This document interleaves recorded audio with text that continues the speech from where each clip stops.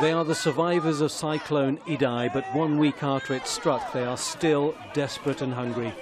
At this centre just outside Beira, they were expecting food supplies. They got a few packets of biscuits. The flooding happened a week ago, and this is the first help we have had, just biscuits. We are struggling to survive because everything was destroyed. Water still holds claim to much of Sofala province. Driving from Beira, you can see the vast area that has become an inland sea. Homes destroyed, others left isolated. Aid and rescue operations are focusing on the hard-hit communities with larger populations. But there are tens of thousands of others living in smaller, more isolated pockets. They are out of sight, out of mind. 3 families live in this small hut near Tika, 70 kilometres north of Beira. The cyclone destroyed their huts and crops. They now survive on bananas and maize. Maria's home was demolished. When the cyclone struck, she thought she was going to die. When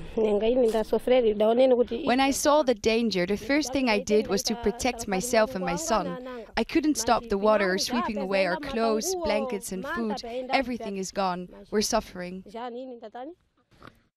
Water levels are dropping after 2 days of relatively good weather, but the damage left behind is hampering aid efforts. Up until 3 days ago, this whole area and this road was completely devastated by the cyclone and covered in water. It made passage impossible.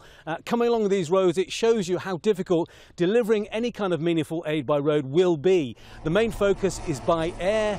People are being rescued by helicopter, but that's only making a small fraction of a difference.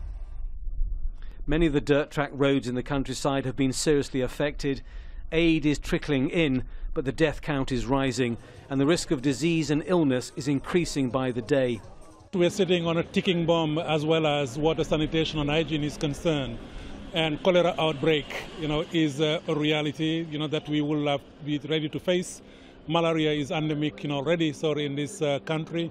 And the deprivations and vulnerabilities that people are facing anyway because of the socioeconomic situation of Mozambique will be further exacerbated, and that will be leading to many more crises.